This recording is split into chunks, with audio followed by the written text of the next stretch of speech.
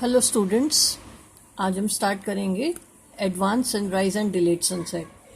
अगर हम सनराइज़ की बात करते हैं तो सनराइज़ 2 मिनट्स अर्लियर हो जाता है एक्चुअल सनराइज से, और 2 मिनट्स लेटर सनसेट जो होता है एक्चुअल सनसेट से। इट मीन्स टोटल 4 मिनट्स का डिफरेंस क्रिएट होता है कब सनसेट और सनराइज में। Is it clear? मीन्स अब हम ध्यान दें कि एक्चुअल सनराइज होता कब है। एक्चुअल सनराइज हम अगर यहाँ अर्थ पे यहाँ ऑब्जर्वर प्लेस्ड है तो एक्चुअल सनराइज कब होगा? जब वो सन है वो होरिजन से अबव आ जाएगा। बट जब सन होरिजन के बिलो होता है एट द मॉर्निंग टाइम, अगर हम सन राइज की बात करते हैं तो जब होरिजन से सन नीचे होता है तो उसकी जो लाइट है वो अर्थ एटमॉस्फेयर में एंटर करके रिफ्रैक्ट होना स्टार्ट हो जाती है, मीन्स बेंडिंग स्टार्ट हो जाती है। तो लाइट जो यहाँ तो वैक्यूम है, यहाँ तो स्ट्रेट आ रही है, जैसे ही वो अर्थ के एटमॉस्फेयर में एंटर करता है उसका bending toward the normal, because density of air है वो डेंसर होती जाती है toward the earth. Is it? तो जब लाइट एंटर करेगी अर्थ एटमॉस्फेयर तो उसकी बेंडिंग मतलब रिफ्रैक्शन स्टार्ट हो जाएगा, और वो क्यों होगा? बिकॉज ऑफ एटमॉस्फेयर और एटमॉस्फेरिक रिफ्रैक्शन के थ्रू। ठीक है, तो जब तक वो ऑब्जर्वर के पास आती है तो अल्टीमेटली पहुंचते पहुंचते यहाँ तक वो बेंड हो जाती है। अगर उसी को हम स्ट्रेट कंस्ट्रक्शन करके देखें या उसी लाइन को जहाँ तक ऑब्जर्वर के पास जो लाइट रेज आई है उसी को एक्सटेंड करके देखते हैं तो एक्चुअल में जो सन है जो यहाँ पे है वो हमें कहाँ दिखाई देना स्टार्ट हो जाता है? Above the horizon. Means this is an apparent position of the sun. Is it? Means जो सन है अभी यहाँ है, लेकिन जो एटमॉस्फेरिक रिफ्रैक्शन के कारण है हमें वो सन की रेज कहाँ से दिखाई देने लग रही हैं? अपीयर हो रहा है कि वो एपरेंट सन से प्रोड्यूस हो रहा है। मीन्स एक्चुअल अगर हम रेज की बात करते हैं तो लाइट कहाँ से आ रही है? सन जो कि बिलो है होरिजन से, लेकिन जब जो ऑब्जर्वर की आइज तक पहुंचते पहुंचते वो रिफ्रैक्ट हो जाती है और रेज है वो कम्स, ऐसा लगता है कि rays are comes from the apparent position of the sun. ठीक है, तो जिससे क्या होता है कि सन हमें होरिजन से अबव दिखाई देता है 2 मिनट्स अर्लियर। यही केस होता है जब सनसेट का टाइम होता है, सनसेट हो चुका होता है फिर भी हमें सन दिखाई देता रहता है। वही रीजन है कि जो एक्चुअल सनसेट है वो कब माना जाता है? जब वो सन बिलो द होरिजन आ जाए इवनिंग के टाइम पे। ठीक है, बट जो रेज होती हैं जो सन से आ रही होती है वो जो बिलो जो होरिजन सन जा चुका है सनसेट के टाइम पे, उसी से वो जो सनरेज जो आती रहती हैं वो रिफ्लेक्ट होती रहती हैं, और ऐसा लगता है कि वो जो रे ऑफ लाइट है वो कहाँ से आ रही हैं? उस सन से जो कि एपरेंट पोजीशन पे प्लेस्ड है, मीन एपरेंट सन से। ठीक है, means these rays appears that it comes from the apparent position of the sun which is just above the horizon as shown in this figure. Is it clear class? Means अगर हम sunset की बात कर रहे हैं तो sunset हो चुका होता है बट 2 मिनट तक हमें वो एपरेंट सन दिखाई देता रहता है, बिकॉज जो सन रेज हैं वो बेंट होती रहती हैं और रिफ्रैक्शन दिखाती हैं, और एक्चुअल पोजीशन है वो हमें जो यहाँ है सन उसकी जो एपरेंट पोजीशन है वो यहाँ दिखाई देती है और हमें ऐसा लगता है कि अभी सनसेट नहीं हुआ है। ठीक है, अब एनसीईआरटी देख लो। The sun is visible to us about 2 minutes before the actual sunrise and 2 minutes after the actual sunset because the atmospheric refraction. By actual sunrise we mean the actual crossing of the horizon. ही मैंने आपको बता दिया actual sunrise का मतलब कब है कि जब सन horizon से above आ चुका है, जैसे हमने डायग्राम में देखा है। Shown the actual and apparent position of the sun with respect to the horizon. The time difference between actual sunset and apparent sunset is about 2 minutes. तो 2 मिनट्स का डिफरेंस आ गया, चाहे वो सन राइज के time पे हो चाहे वो सनसेट के टाइम पे हो, दोनों में क्या आएगा? 2 मिनट्स का डिफरेंस क्रिएट हो जाता है, क्योंकि एक्चुअल सन और जो एपरेंट सन है उसमें 2 मिनट्स का डिफरेंस है। यही केस इवनिंग में भी अप्लाई होगा, यही केस मॉर्निंग में भी अप्लाई होगा। इट मीन्स क्या हो गया? ये रीजन है इसका कि एडवांस सनराइज का और डिलेड सनसेट का।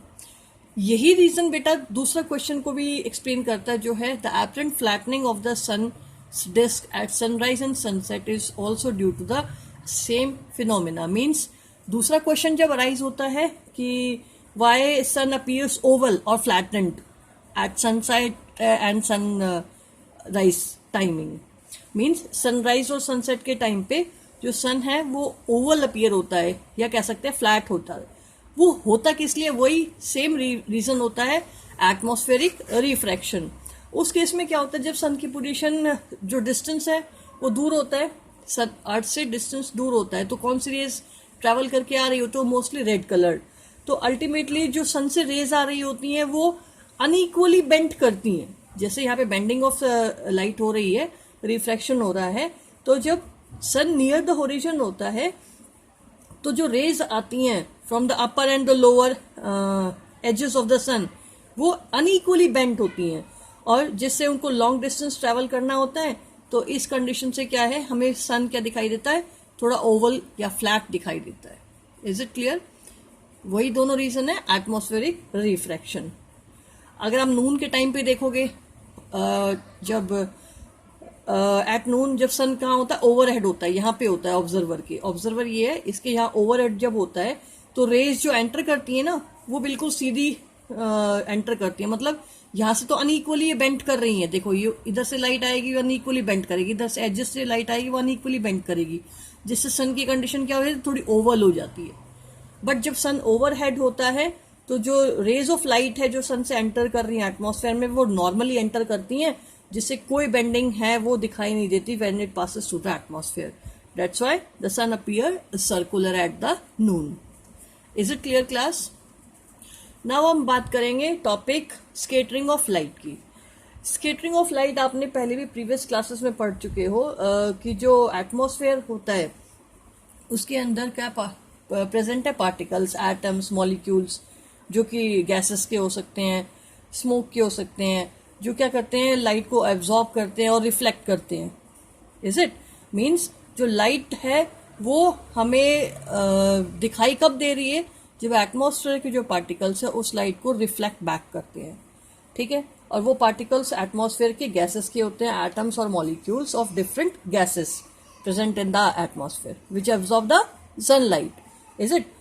these atoms or molecules get re-emit, means जो एटम्स और जो मॉलिक्यूल्स प्रेजेंट है गैसेस के एटमॉस्फेयर में वो क्या करते हैं, उसको री इमिट करते हैं, किसको, जो लाइट उन्होंने एब्जॉर्ब की है, और वो इन ऑल डायरेक्शंस री इमिट करते हैं। और ये प्रोसेस कहलाती है that is scattering of light. Means the the atoms or the particles present in the gases of atmosphere absorbs the light and re-emit it. Is it? Next, re-emit के बाद re-emission से क्या प्रोड्यूस होता है, scattering of light। और जो particles होते हैं जैसे एटम्स, मॉलिक्यूल्स, इनको जो लाइट को स्केटर कर रहे होते हैं उन्हें बोलते हैं स्कैटरर्स, ठीक है। अब स्कैटरर्स हमारे हो गए एटमॉस्फेरिक गैसेस पार्टिकल जो कि एटमॉस्फेयर में प्रेजेंट है, क्योंकि अभी तक हमने एटमॉस्फेरिक रिफ्रैक्शन पढ़ा था, उससे फिनोमेनास पढ़े थे, twinkling of star, advance sunrise, sunset, और आपका जो सन इज ओवल और flatten eight morning and evening time. अब हम नेक्स्ट टॉपिक पढ़ रहे हैं scattering of light. Means particles light को एब्जॉर्ब करते हैं और उसको रिफ्लेक्ट करते हैं लाइट को, जिससे क्या, और वो रिफ्लेक्ट करते हैं इन ऑल डायरेक्शंस। तो वो जो रिफ्लेक्शन ऑफ लाइट है that is called scattering of light by the atmospheric gases particle. Is it? Scattering of light, the interplay of light with object around us gave rise to several spectacular phenomena in nature. The blue color of the sky, color of the water in deep sea, the reddening of the sun at sunrise and sunset. और यही scattering of light किस किस को explain करता है कि sky blue क्यों दिखाई दे रहा है, जो डीप सी है उसका वाटर कलर ब्लू है वो क्यों है, रेडिश जो सन है वो सनराइज और सनसेट के टाइम पे है वो क्यों है। ये सारे जो फिनोमिनाज हैं ये कौन एक्सप्लेन करता है, that is scattering of light. In the previous class you have learned about the scattering of light by the colloidal particle. आप प्रीवियस क्लास में पढ़ चुके हो जब हमने कोलाइडल पार्टिकल्स की प्रॉपर्टीज पढ़ी थी। Colloidal particles are which scatter the light, जो कि ट्रू सोल्यूशन और सस्पेंशन से उसको डिफर करता है। The path of a beam of light passing through a true solution is not visible। जो अगर हम तीनों को कंपेयर करते हैं, सस्पेंशन, ट्रू सोल्यूशन और कोलाइडल का, तो जो ट्रू सोल्यूशन है वो लाइट को क्या नहीं करता, मतलब स्कैटर आउट नहीं करता, और उसके अंदर से जो path of beam of light passing through true solution not visible, और उसका पाथ विजिबल नहीं होता। जबकि अगर वहीं पे कोलाइडल पार्टिकल्स प्रेजेंट होते तो वो पाथ इजीली विजिबल हो जाता, बिकॉज उसके पाथ में जो प्रेजेंट जो पार्टिकल्स हैं वो लाइट को एब्जॉर्ब करके उसे इमिट करना स्टार्ट कर देते और पाथ विजिबल हो जाता। However, its path became visible through a colloidal solution when the size of the particle relatively large. और वो हुआ कोलाइडल पार्टिकल्स हमें सीन हुआ, क्यों हुआ? बिकॉज उसके particles are larger than the particles of the true solution. Is it clear? Next अगर हम इसी से बात करते हैं, टिंडल इफेक्ट जनरेट होता है। That the earth's atmosphere is a heterogeneous mixture of minute particles, ये हमें पता है, हम पहले पढ़ चुके हैं। These particles include smoke, tiny water droplets, suspended particles of dust, smoke, molecules of air। मैंने अभी यहाँ डिस्कस किया था, वो molecules of air से डिस्कस किया था। इसमें हम ऐड कर लेते smoke, tiny water droplets, suspended particles of dust। When a beam of light strikes such particle, the path of beam became visible। जैसे हम एग्जाम्पल्स देखते हैं, जो डेंस फॉरेस्ट होता है उसके अंदर जो सन की रेज आती हैं वो हमें दिखाई देती हैं। वो क्यों दिखाई देती हैं? क्योंकि उसके अंदर जो पार्टिकल्स प्रेजेंट, जो gas dust particle, gases particle present है, वो क्या करेंगे, लाइट को स्केटर आउट करना स्टार्ट होता है और वो पाथ हमें विजिबल होना स्टार्ट हो जाता है। When a beam of light strikes such fine particle, the path of the beam became visible. The light reaches us after being reflected diffusely by these particle. The phenomena of scattering of light by the colloidal particle give rise to Tyndall effect. Scattering of light को हम क्या बोल रहे हैं? Tyndall effect. When the particles are colloidal and it scatter the light, means the phenomena of scattering of light by the colloidal particle is called the Tyndall effect. This phenomena is seen when the fine beam of sunlight enter a smoke-filled room through a small hole। ये हम example, another example है जिससे हम take out कर सकते हैं कि भाई जो अगर एक स्मॉल होल है एक डार्क रूम में, ठीक है, उसमें से हम सनलाइट को सनलाइट उससे एंटर करती है तो वो पाथ हमें विजिबल हो जाता है। The scattering of light make the path visible. Tyndall effect can also be observed when sunlight passes through the canopy of the dense forest। आप देख लो, एग्जाम्पल दिखा देती हूँ, एक हमारे पास है, जैसे कैनोपी दिखा रखा है जिसमें कि डेंस फॉरेस्ट में से सन की रेज एंटर कर रही हैं तो वो पाथ विजिबल हो पा रहा है। और ये पाथ विजिबल क्यों हो रहा है? बिकॉज यहाँ की जो गैसेस पार्टिकल है, डस्ट पार्टिकल है, वो क्या कर रहा है, एब्जॉर्ब कर रहा है लाइट को और उसको री इमिट कर रहा है। Make it show Tyndall effect, और we can say the particles scatter out the light, sunlight. Next अगर हम बात करते हैं, the colour of the scattered light depend on the size of the scattering particle. बहुत ज्यादा इंपॉर्टेंट बात है ये बेटा, कि कौन सा कलर है वो स्केटर होता है लाइट का, क्योंकि क्योंकि लाइट की हम बात कर रहे हैं तो लाइट का मतलब क्या है, light visible light which consist of 7 colours, और उनमें से कौन सा कलर विजिबल हो ये डिपेंड करता है जो स्केटरिंग पार्टिकल्स हैं उन पे, means it depend upon the scatterers. मैंने आपको थोड़ी देर पहले बताया था जो पार्टिकल लाइट को स्केटर करते हैं, ठीक है। Very fine particle scattering mainly blue light, while particles of larger size scatter a longer wavelength. अगर हम इसकी बात करते हैं तो जो फाइन पार्टिकल्स होते हैं वो स्केटर करते हैं मोस्टली ब्लू कलर को, means we can say smaller particles scatter the colour which have smaller wavelength, or larger size particles scatter the longer wavelength particles, that is red color। If the size of scattering particle is large enough, then the scattering light may even appear white। और जब scattering है वो large enough हो जाती है तो scattering of light किस colour में हो जाती है, appears white में। अगर हम बच्चों डिपेंड करता है स्केटरिंग ऑफ लाइट, किस पे डिपेंड करता है? स्केटरिंग ऑफ लाइट अभी हमने यहाँ बात की, depend upon the particle size. अगर हम कि भाई एक जो लाइट है उसकी कितनी इंटेंसिटी है स्केटर करने की, वो डिपेंड करता है कि जो intensity which is inversely proportional to the कह सकते हैं 1/4 power of the wavelength of the incident light ray. Means अगर मैं यहाँ पे आपको बना के दिखाती हूँ तो जो इंटेंसिटी है किसकी, absorption intensity of the scattering of light, जो लाइट स्केटर होनी है उसकी इंटेंसिटी की कितनी वो स्केटर होगी, वो डिपेंड करेगी 1/4 power of the wavelength of the particle, ठीक है। अब इसका मतलब जो wavelength of the red light is greater, wavelength red colour की ग्रेटर होगी, ठीक है, और वो भी fourth power around it. Then the wavelength of किसके, अगर हम दो लाइट को कंपेयर करते हैं, वॉयलेट को और वॉयलेट और ब्लू को कंपेयर कर लेते हैं विद द रेड कलर, क्योंकि रेड कलर के पार्टिकल्स का वेवलेंथ हाई है और ब्लू और वॉयलेट का वेवलेंथ लो, मतलब कम है। तो हम रेड को कंपेयर कर रहे हैं और हम किसको कंपेयर कर रहे हैं, ब्लू को, ब्लू और वॉयलेट को, ठीक है। तो रेड कलर की वेवलेंथ है वो ग्रेटर है, ग्रेटर होने से क्या है, उसकी जो स्कैटरिंग की इंटेंसिटी है वो लोअर डाउन हो जाती है, और जो ब्लू कलर और जो आपका वॉयलेट कलर है उसकी जो वेवलेंथ है वो क्या होती है, वेवलेंथ कम होती है, और वेवलेंथ कम होने से क्या हो जाता है, उसकी इंटेंसिटी जो स्कैटरिंग की वो बढ़ जाती है। Means the wavelength of the red color light is greater than the wavelength of blue or violet light.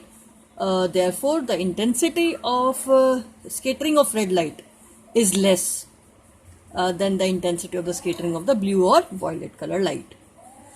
ठीक है, और यही रीजन बनता है आगे जाके किसका, रीजन एक्सप्लेन करता है कि scattering of light why sky blue, sorry why sky blue, why sun, why sky appear reddish during sunset and sunrise, is it?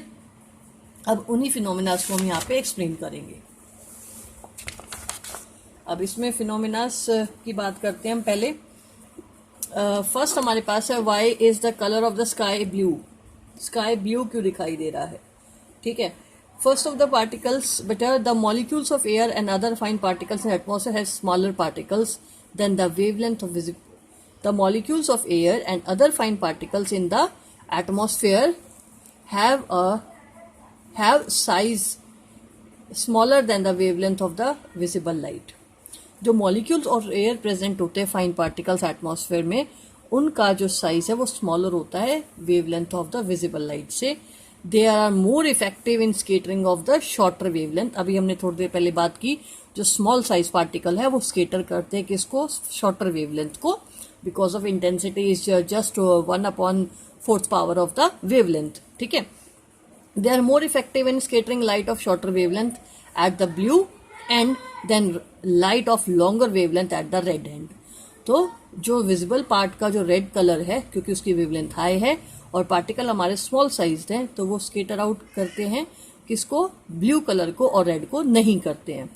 The red light has a wavelength about 1.8 times greater than the blue light.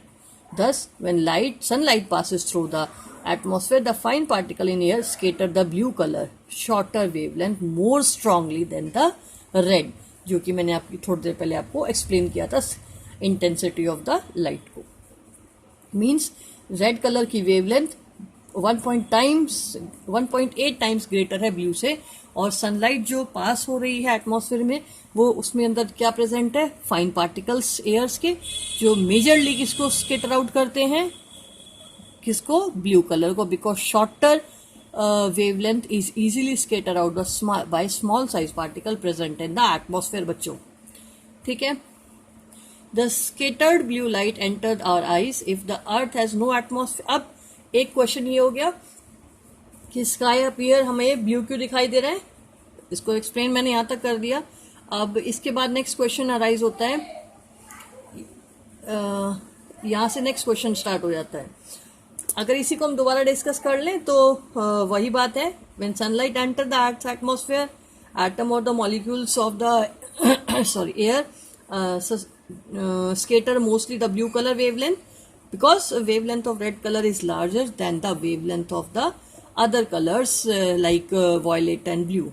So red color scatters least and the sky appears blue, ठीक है।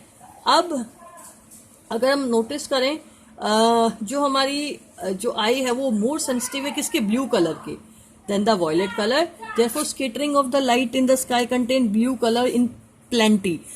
अगर हम violet की बात करते हैं, violet भी अपने आप में क्या, स्मॉल साइज, जो स्मॉलर वेवलेंथ है वो स्मॉल साइज पार्टिकल को स्केटर आउट करता है।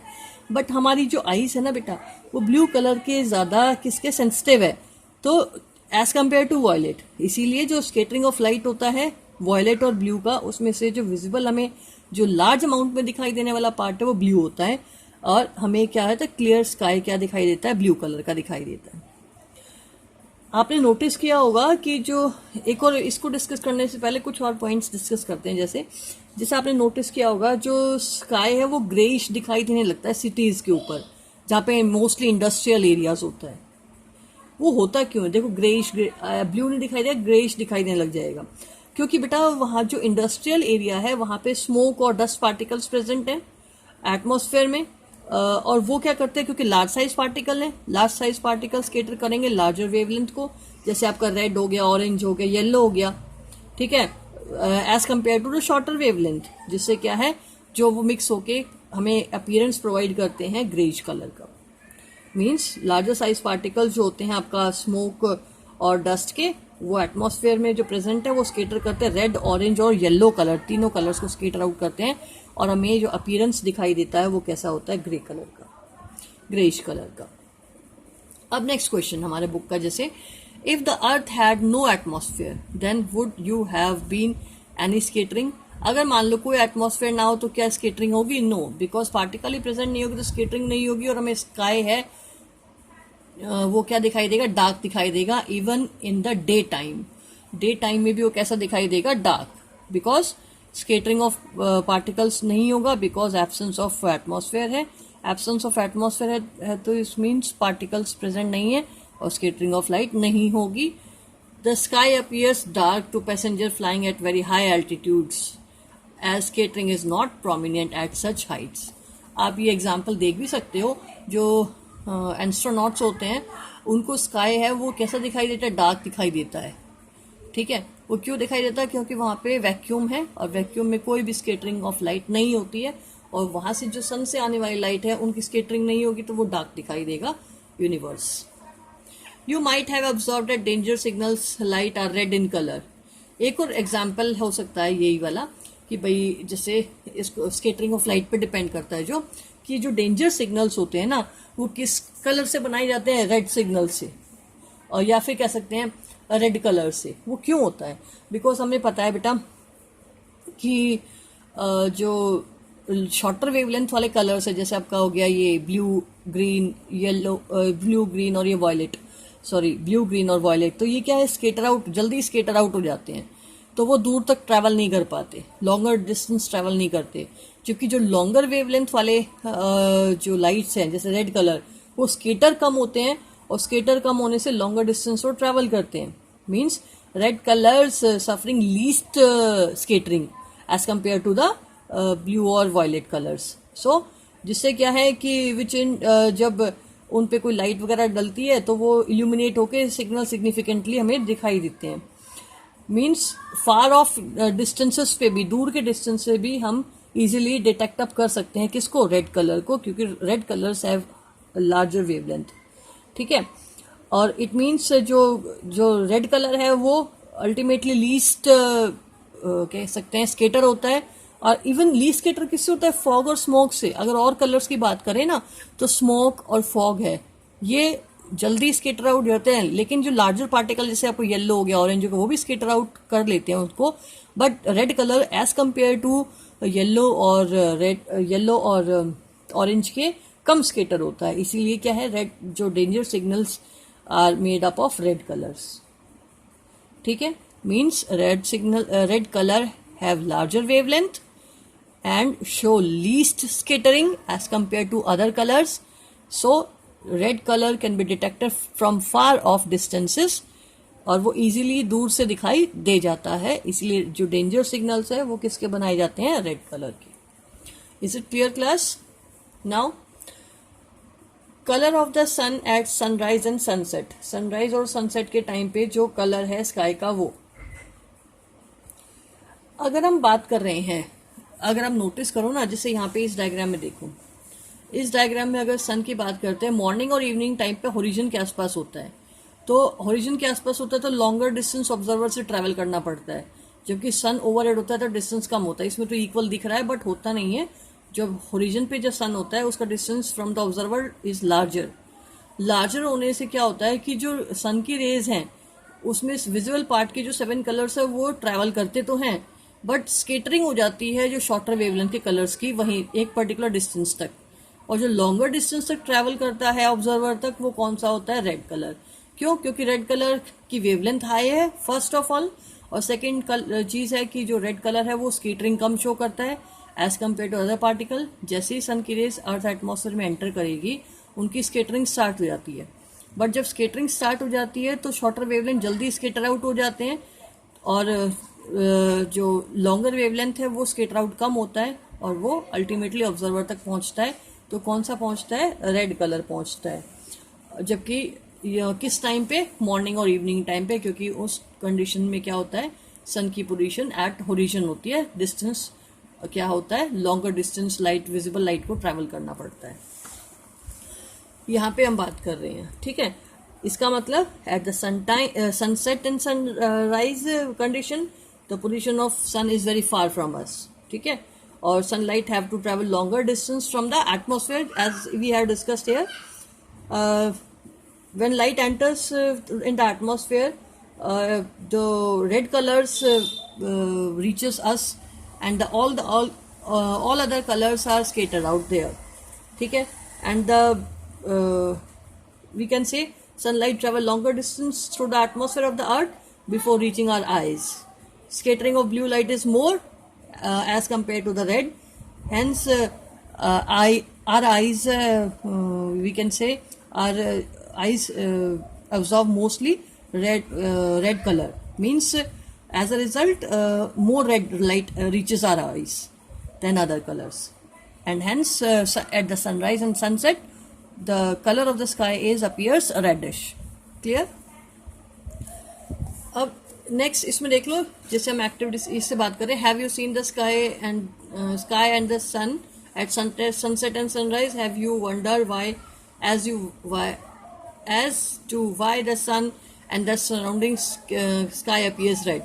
Let us do an इसको अंडरस्टैंड, ये मैंने आपको बता दिया रीजन, बट एक एक्टिविटी से एक्सप्लेन कर रहा है।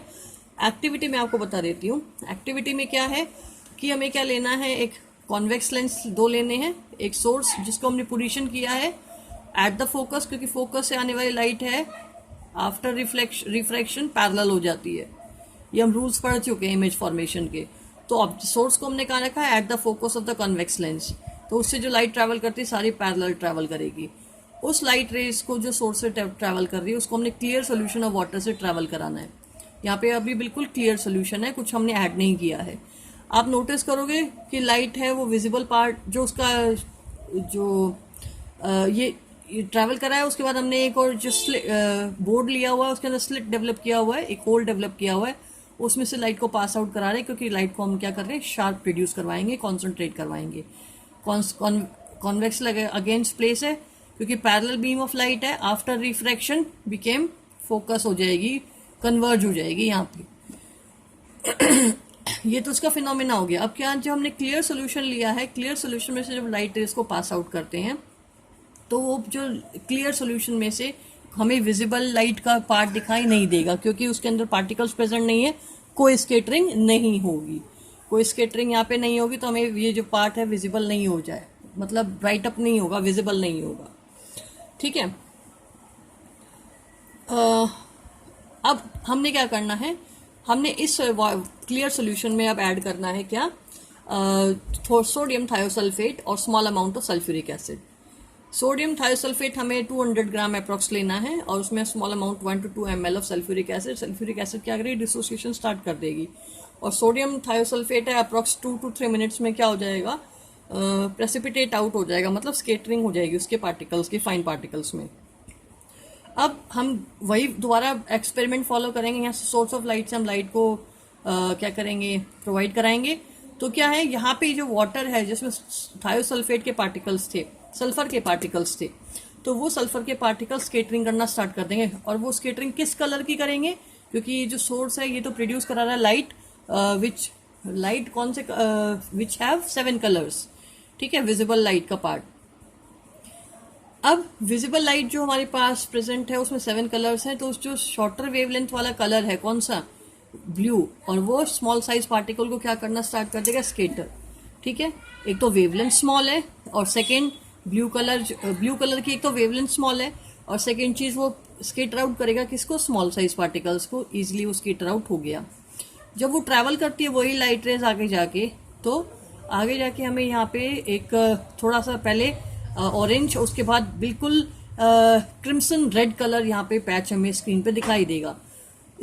अब क्वेश्चन आता है कि भाई ब्लू कलर का ही पैच क्यों नहीं दिखाई दिया, कोई और 7 कलर्स में से क्यों नहीं दिखाई दिया, रेड ही क्यों दिखाई दिया? Because red colour travels longer distance and red colour scattering show very least as compare to other colours like violet and blue. It means यहाँ तक ब्लू कलर स्केटर आउट हो गया, आगे जाके हमारे पास कलर अवेलेबल हुआ वो हुआ ऑरेंज, और उसके बाद जो स्क्रीन पे एग्जैक्ट जो हमारे पास मिला वो है बिल्कुल bright red colour, crimson bright. और वो क्या दिखाता है कि blue colour is scatter by the small size particle more easily, या कह सकते हैं particles scatter the shorter wavelength colour blue and red colours have larger wavelength, it can travel a longer distance and scatters less least. कौन scatter least होता है? Red colour. तो यही सब फिनोमेनास को एक्सप्लेन करता है। ठीक है, अब इसको देख लेते हैं इस एक्टिविटी को। Place a strong source S of white source, ये वाला हो गया हमारा, ये वाला। Place a strong source S of white light at the focus of the converging lens. Converging and convex lens मैंने बोल दिया आपको, लेंस 1 और लेंस 2 दो लेने हैं। This lens provided a parallel beam of light, क्योंकि हमें पता है सोर्स ऑफ लाइट से जो लाइट अगर फोकस से आ रही है तो आफ्टर रिफ्रैक्शन पैरेलल हो जाती है। Allow the light beam to pass through the transparent glass tank T, ये ग्लास टैंक टी है जिसमें क्लियर वाटर भरा हुआ है। Allow the beam of light pass through a circular hole, उसको वहां से पास आउट कराना है जिसमें मेड है, जिसमें कार्डबोर्ड में made in the cardboard. Obtain a sharp image of the circular hole on the screen MN using a second converging lens. हमने कन्वर्जिंग लेंस लाइट को सारे कन्वर्ज करानी है, और यहाँ पे obtain a sharp image of the circular hole on the screen. ठीक है, अब हमने क्या करना है, डिजोल्व अबाउट 200, अब हमने एक्सपेरिमेंट दोबारा फॉरवर्ड करना है। 200 ml ऑफ सोडियम थाइसल्फेट हाइपो डालना है, कितना 2 लीटर ऑफ क्लीन वाटर में, और add about 1 to 2 ml of the concentrated sulphuric acid. अब हम क्या ऑब्जर्व करेंगे, वही ऑब्जर्व करेंगे जो मैंने आपको एक्सप्लेन किया है। You will find that fine microscopic sulphur particle precipitate in about 2 to 3 minutes। Yes, 2 या 3 मिनट में वो प्रेसिपिटेट आउट हो जाएंगे sulphur particles. As the sulfur particle being to form, you can observe the blue light from the 3 sides of the glass tank. Glass tank के 3 side से हमें वो कैसा दिखाई देगा, blue colour. This is due to the scattering of the shorter wavelength by the minute colloidal particle, because it's जो shorter wavelength कौन सा है, ब्लू कलर का। ब्लू कलर शॉर्टर वेवलेंथ जो है वो स्केटर आउट करेगा small size particle, colloidal particles को, सल्फर के। Observe the colour of the transmitted light from the fourth side of the tank facing the circular hole. अगर हम fourth side से देखते हैं तो सर्कुलर होल से हमें क्या दिखाई देगा, यहाँ से हम देखेंगे तो इस पे हमारे पास एक इट इज सर्कुलर होल से जब देखेंगे, it is interesting to observe at first orange red colour and then bright crimson red colour on the screen. जब हम नेक्स्ट देखेंगे तो रेड कलर का यहाँ पे हमें स्पॉट दिखाई देगा, मतलब कह सकते हैं स्क्रीन पे अवेलेबल हो जाएगा, because red colours wavelength is high and it skaters least. This activity demonstrates the scattering of light that help you to understand the bluish color of sky, the reddish appearance of the sky at the sunrise and sunset. Light from the sun near the horizon passes through a thicker layer of air and large distance in the atmosphere before reaching Earth. ये मैंने आपको बता ही दिया कि भाई जब सन horizon के आसपास होता है तो उसे लॉन्गर डिस्टेंस ट्रैवल करना पड़ता है, प्लस एयर की जो लेयर होती है वो थिक होती है, तो इससे क्या होता है, रेड कलर हमें दिखाई देता है at the morning and the evening time. ठीक है, however light from the sun overhead would travel relatively shorter distance. ये भी मैंने आपको बता दिया कि ब्लूइश क्यों दिखाई देता है, बिकॉज जब सन ओवरहेड होता है उसका डिस्टेंस कम ट्रैवल करना पड़ता है और वो शॉर्टर वेवलेंथ ही स्केटर इजीली हो जाती है, red colour travel as it is हो जाता है। तो रेड कलर स्केटर नहीं होती, स्मॉल साइज पार्टिकल स्केटर करता है ब्लू कलर को, शॉर्टर वेवलेंथ की ब्लू कलर को। However, light from the sun overhead would travel relatively shorter distance. At noon, the sun appears white as only. अब light white भी दिखाई देता है, उसका रीजन क्या है कि जब वायलेट और ब्लू दोनों स्केटर होते हैं तो वो मिक्स होके एक ऐसा कलर डेवलप कर लेते हैं, white.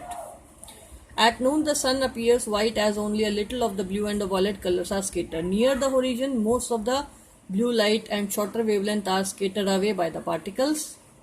Therefore, the light that reaches our eyes is of longer wavelength. This gives to reddish appearance of the sun. ये मैंने आपको बता दिया कि reddish appear क्यों होता है. Is it clear class? यहाँ पे हमारा ये चैप्टर फिनिश होता है. अब इसके क्वेश्चंस हैं, वैसे तो मैंने आपको समझा ही दिए हैं, बट फिर भी देख लीजिए. The human eye can focus objects at different distances by adjusting the focal length of the eye. This is due to, ये कहलाता है भाई ह्यूमन आई है वो इजीली डिस्टेंट ऑब्जेक्ट को भी इजीली देख पा रही है डिफरेंट डिस्टेंसेस पे, चाहे वो पास है चाहे दूर है. क्यों? Because of the accommodation, that is called the power of accommodation. Plus बायोपियन या नियर साइटेड ने फार साइड, तीन तो डिफेक्ट्स हैं और वो किस कारण देख पा रही है? बिकॉज ऑफ द अकोमोडेशन, और वो कहलाता है पावर ऑफ अकोमोडेशन. ठीक है. नेक्स्ट अगर हम बात करते हैं second, the human ear forms, human I forms the image of an object at its. किस पे बनाता है इमेज? सिंपल सी बात है, retina, because retina is the screen. Next, the least distance of the distinct vision for a young adult with normal vision is about, least distance कितना होता है? 25 centimetre. ठीक है, not 25 meter, not 2.5 centimeter, not 2.5 meter, it is just 25 centimeter near point of the eye. ठीक है, या least distance of the normal human vision. The change in the focal length of the eye lens is caused by the action of, focal length कैसे change होती है eye lens की? Because of the ciliary muscle. Ciliary muscle contract या relax करते हैं तो उससे क्या होता है, हमें जो फोकल लेंथ है आई लेंस की चेंज हो जाती है और हम इजीली दूर का पास का देख पाते हैं. क्वेश्चन नंबर 5 की अगर हम बात करते हैं, अ पर्सन नीडेड, ये लेंथ मैंने क्वेश्चंस आपको करवा भी रखे हैं बट फिर भी जो रह गए हैं वो देख लेते हैं. A person needed a power of lens of power -5.5 dioptre for correcting his vision. एक पर्सन है, वो क्या करता है, उस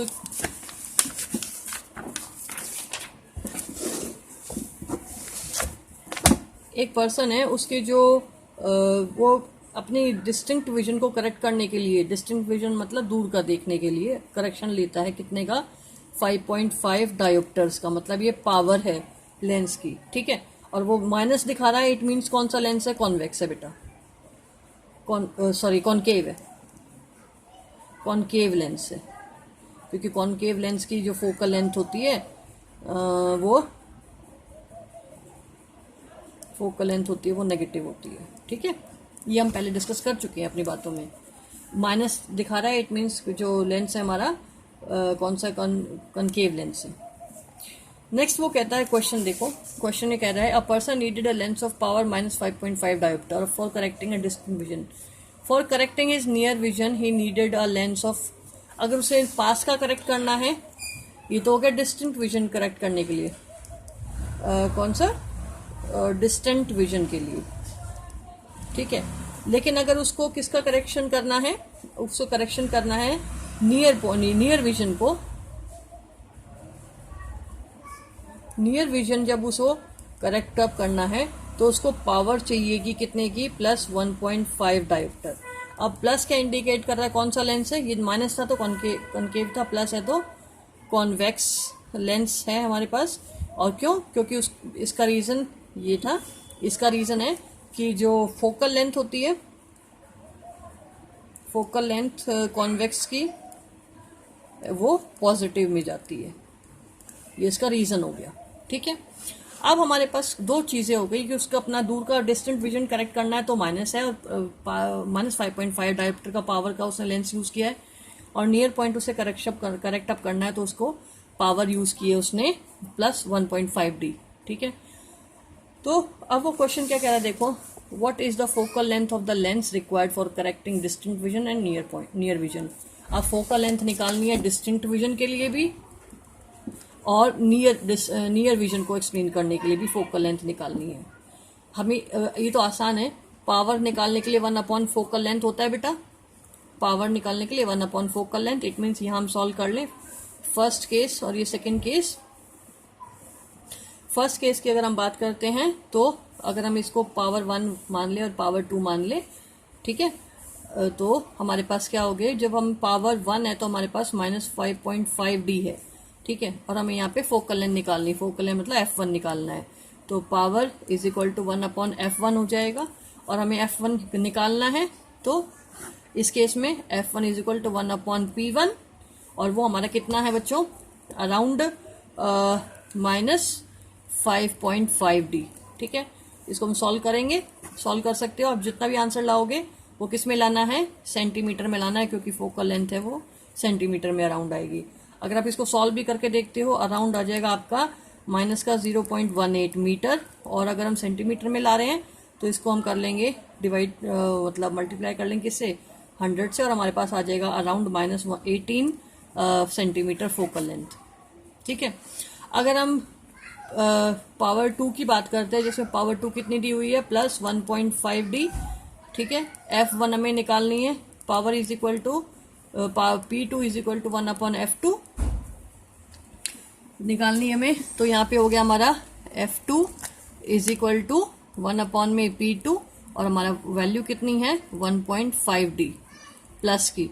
तो इसको हम सॉल्व कर लेंगे, अराउंड हमारे पास आ जाएगा जो फोकल लेंथ f2 है वो आ जाएगी 0.67 मीटर, या कह सकते हैं अगर सेंटीमीटर में करेंगे तो 66.7 सेंटीमीटर अराउंड। ठीक है, ये आप तो सॉल्व कर ही लोगे, समझने का प्रोसेस ये वाला जो मैंने आपको समझा दिया। क्लियर है।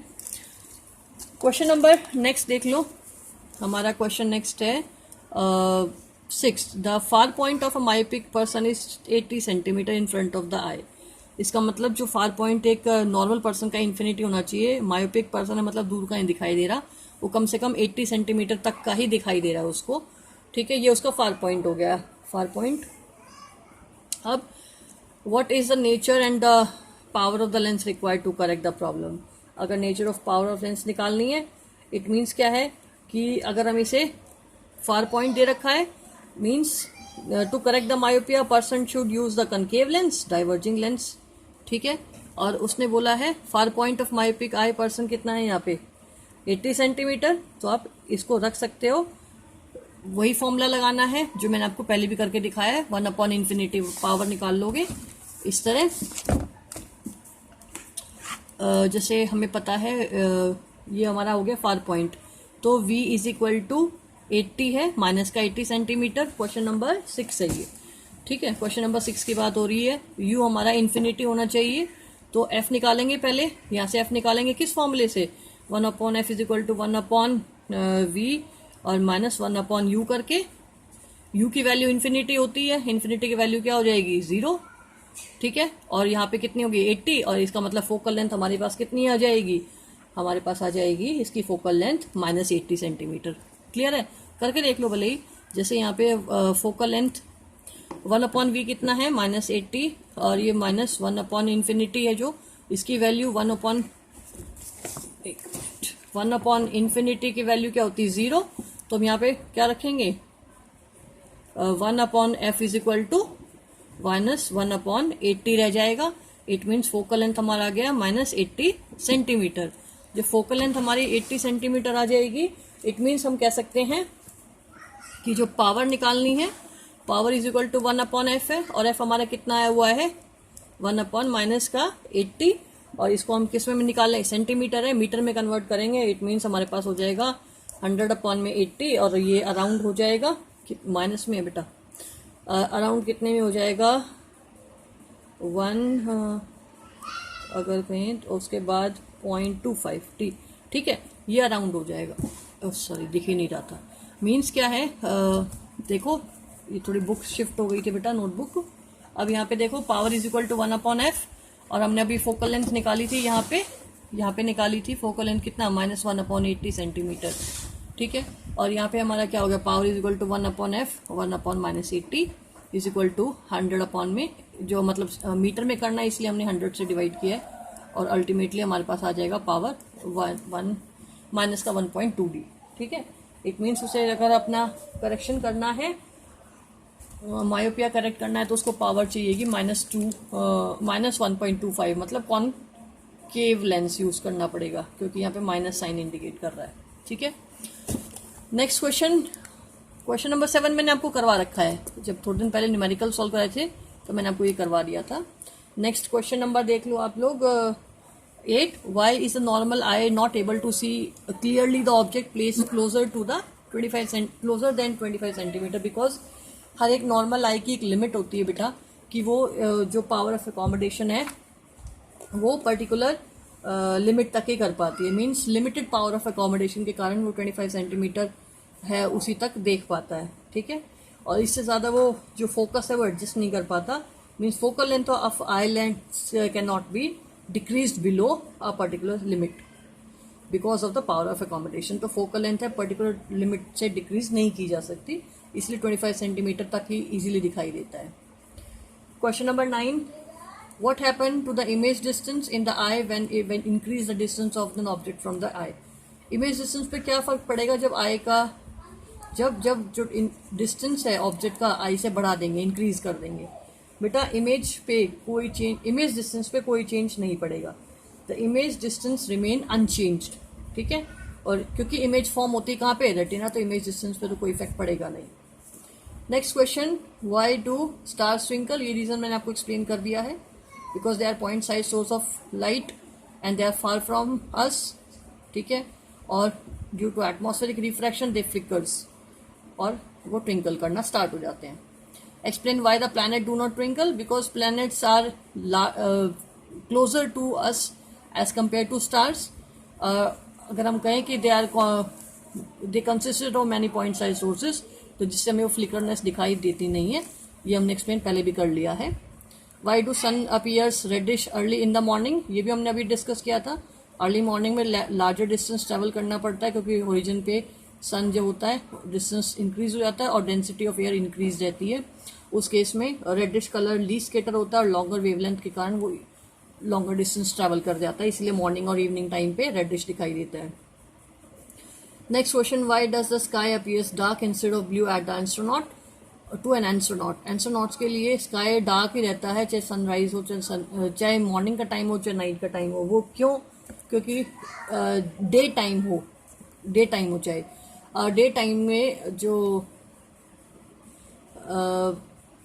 स्काई है, स्काई के जो यूनिवर्स है बेटा, यूनिवर्स में एटमॉस्फेयर नहीं है तो स्केटरिंग ऑफ लाइट नहीं होती, तो डे टाइम में वहाँ भी अंधेरा ही रहता है. एस्ट्रोनॉट्स को जो है वो स्काई है वो डार्क ही दिखाई देता है because of the absence of atmospheric reflection और due to the lack of atmosphere.